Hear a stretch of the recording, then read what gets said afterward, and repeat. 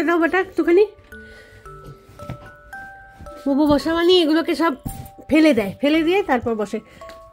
দাঁড়া আমাকে বসতে দিবি, আগে আগে আমাকে বসতে দিবি তারপর। ওই দেখো চলে আয় চটকু, চলে আয় বসি। এখন বাজে সকাল 10টা আর আমি এতক্ষণে সোফায় এসে একটুখানি বসতে পারলাম। একটানা সকাল থেকে কাজকর্ম চলছে আর কি। তো যাই হোক, সকলকে জানাই শুভ বসন্ত পঞ্চমীর প্রীতি শুভেচ্ছা এবং ভালোবাসা। প্রত্যেকেই নিশ্চয়ই নিজেদের ঘরে সরস্বতী পুজো করেছো খুব সুন্দর করে। ছোট হোক বড় হোক, একটুখানি মানে মনের ভক্তি দিয়ে যতটুকুনি করো সেইটুকুনি ভগবানের কাছে ঠিক পৌঁছবে। দেখো, তো আমিও করেছি চেষ্টা, দেখাবো আজকে সকাল থেকে কি কি করলাম। তো চলো তাহলে শুরু করে দিই ভিডিওটাকে। পঞ্চমী তো গতকাল থেকেই পড়ে গেছে, সেই কারণে বেশিরভাগ জায়গায় পুজোটা গতকালই হয়ে গেছে। তো আমি একটুখানি ফাঁকিবাজ আছি, সেই কারণে আজকের দিনটাকে দেখেছি হচ্ছে পুজো করব বলে। ফাঁকিবাজ এই কারণেই বললাম যে আমি আবার বেশিক্ষণ উপোস করে থাকতে পারি না। উপোস করলেই আমার মাথা ধরে যায়, সেই মাইগ্রেনের প্রবলেম আছে। তো সেই কারণে আজকে যদি সকালবেলায় পুজোটা সারি তাহলে কিন্তু বেশিক্ষণ আমাকে উপোস করে থাকতে হচ্ছে না। সত্যি কথা বলতে কি, বাঙ্কুনানু যখন স্কুলে পড়তো আর কি, সেই সময়টা বাড়িতে অনেক বেশি ঘটা করে সরস্বতী পুজোটা করা হতো, মানে নির্জলা উপবাস করে তারপরে অঞ্জলি দেওয়া সব কিছুই আর কি। এখন আর অতটা বেশি বেশি কিছু করি না।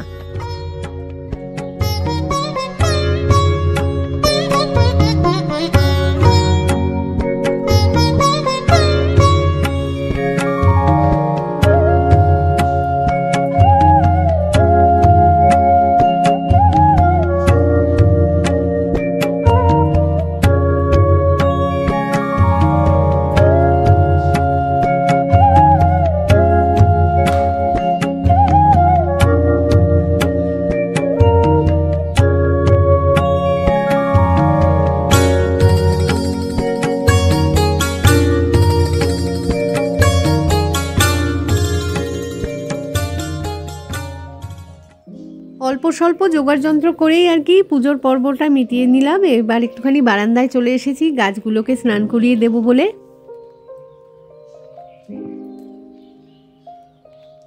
একটানা দেখবে কোনো জিনিসই কিন্তু ভালো লাগে না। আমারও যেমন এই মুহূর্তে শীতকালটাকে আর ভালো লাগছে না। শীতের চোটেই আর কি হাত পাগুলো এতটা জড়সড় হয়ে যায় যে নড়তেই ইচ্ছে করে না। শীতের সময়টা না আমি কাজকর্মের ধরনগুলোকে আর কি নিজের সুবিধা অনুযায়ী একটুখানি মানে গুছিয়ে নিই। যেমন হচ্ছে প্রতিদিনই সকালবেলা ঘুম থেকে উঠে বাসি জামা কাপড়টা ছেড়ে ঠাকুর পুজোটা করে নিই। আগে যেটা করতাম হতে স্নান করার পরে ঠাকুর পুজো করতাম, এখন সকালবেলা এইভাবেই আগে ঠাকুর পুজোটা কমপ্লিট করি, তারপরে স্নানটা করি বেলার দিকে। আসলে দেখো, নিয়ম কানুন তো অনেক কিছুরই অনেক রকম থাকে, তবে সব কিছুই করা উচিত নিজের শরীরটা বুঝে আর কি। কারণ নিয়ম কানুন বেশি পালন করতে গিয়ে তখন যদি অসুস্থ হয়ে যাই তখন আর কে দেখবে বলো? কারণ একার হাতেই তো পুরো সংসারটা, তাই না?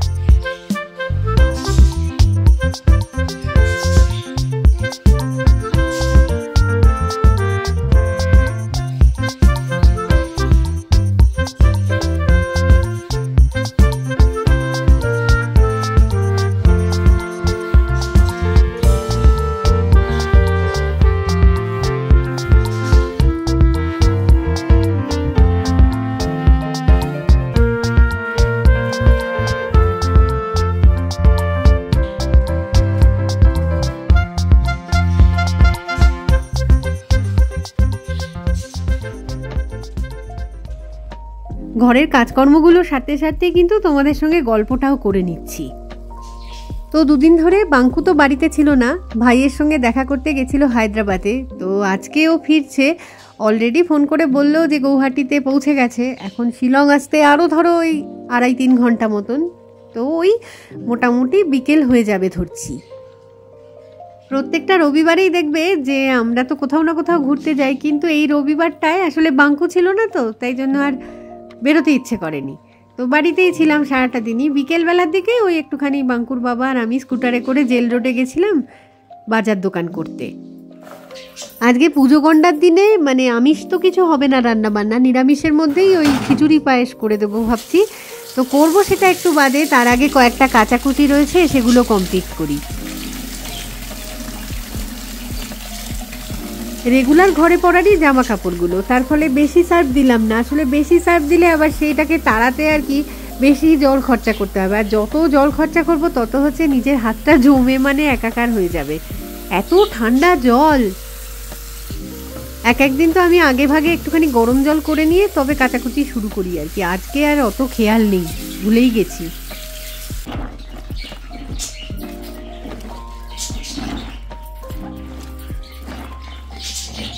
মিনিট 15 একটুখানি ভেজানো থাকুক, তারপর না হয় একটুখানি ঘষে কেচে বারান্দায় গিয়ে মেলে দেবো আর কি।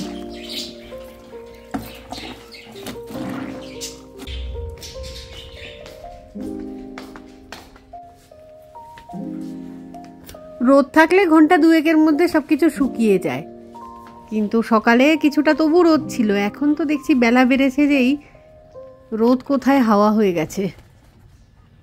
ওই হাওয়াতেই যদি কিছুটা শুকোয় তবু মঙ্গল। রান্নাবান্নার কাজটাও কিছুটা এগিয়ে ফেললাম। এদিকে খিচুড়ি হয়ে গেছে, ওদিকে পায়েসও হয়ে গেছে, আর কিছু ভাজাভুজি যখন খেতে বসা হবে তখন করা হবে আর কি। তো যাই হোক, এবারে বরং গতকালের কয়েকটা ক্লিপিংস একটু তোমাদের সাথে শেয়ার করি। গতকাল তখন বিকেলবেলায় আর কি ঘরে বসে বোর হচ্ছিলাম, ভাবলাম যে সোনু বাবুরা না হয় ঘরেই থাক, আমি আর বাঙ্কুর বাবা একটুখানি ঘুরে আসি জেল রোড থেকে, তারপরে রিঞ্ঝায় যাই, দেখি মানে সরস্বতী পুজো হয়েছে কিনা সেসব জায়গায়। রিঞ্ঝার আর কলোনিতে কমিউনিটি হলে তো দেখি যে সমস্ত রকম পুজোই হয়, তো মনে হচ্ছে যেন সরস্বতী পুজোও দেখেছি অন্যান্য বছর। তো যাই একটুখানি গিয়েই দেখা যাক।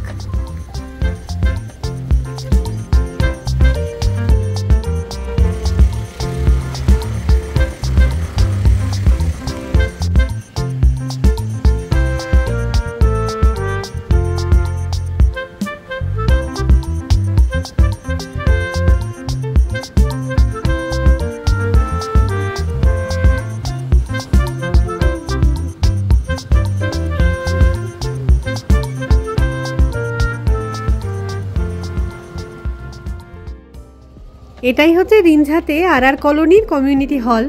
তো এর ভিতরে রয়েছে একটা গণেশ মন্দির। অ্যাকচুয়ালি সরস্বতী পুজোর আগের দিন আমি দেখেছিলাম ক্যালেন্ডারে যে গণেশ পুজোও রয়েছে ভিতরে, সেটারই আয়োজন আর কি।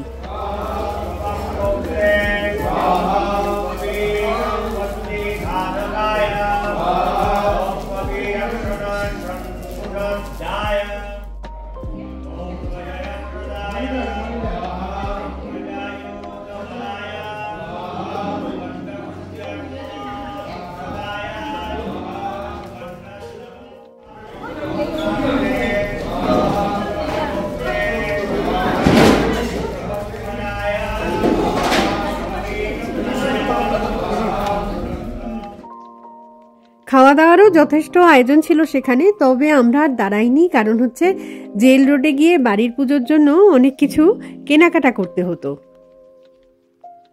দারুণ খালি খালি পুলিশ বাজার, মানে লোকজনের ভিড় খুবই কম আজকে। জেল রোডের বাজারের দিকেই তো এগোচ্ছিলাম, তো মাঝখানে বঙ্গীয় সাহিত্য পরিষদে লোকজনের ভিড় দেখে বুঝতেই পারলাম যে ভিতরে সরস্বতী পুজো হয়েছে। চলো তাহলে ভিতরটায় দেখা যাক গিয়ে।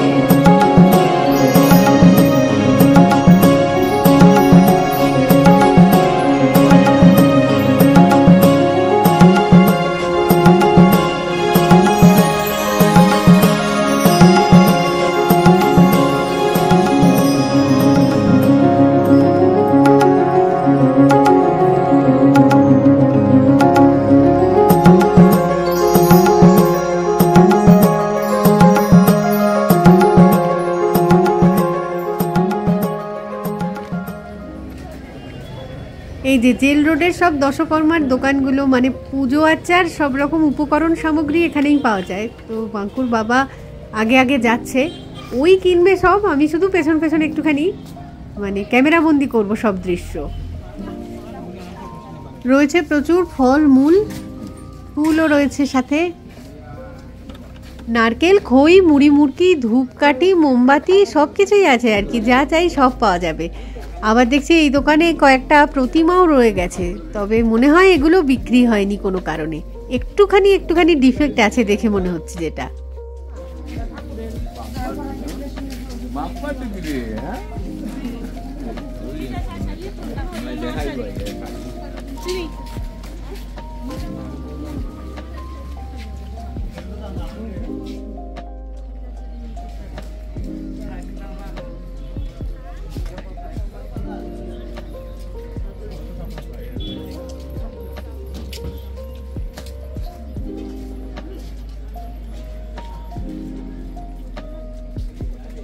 যতটা যা আর কি নিজে দেখতে পাচ্ছি সেগুলো ভিডিও করে তোমাদের সাথেও শেয়ার করে নিচ্ছি আর কি। জানি না তোমাদের ভালো লাগছে কি মন্দ লাগছে।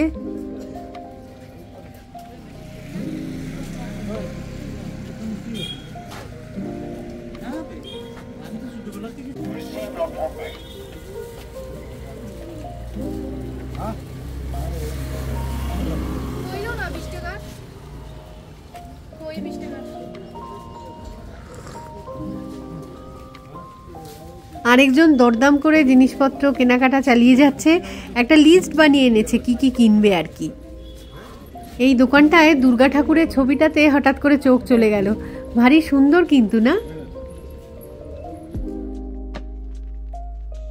তো যাই হোক, কেনাকাটা মোটামুটি কমপ্লিট হয়ে গেছে, তো এবারে রওনা দেবো বাড়ির দিকে। তো এই ভিডিওটাকে তাহলে না হয় এখানেই রাখছি, খুব তাড়াতাড়ি ফিরে আসবো আবার একটা নতুন ভিডিও নিয়ে। তো ততক্ষণের জন্য টাটা, আর সঙ্গে থাকার জন্য তোমাদের সকলকে জানাই অসংখ্য ধন্যবাদ।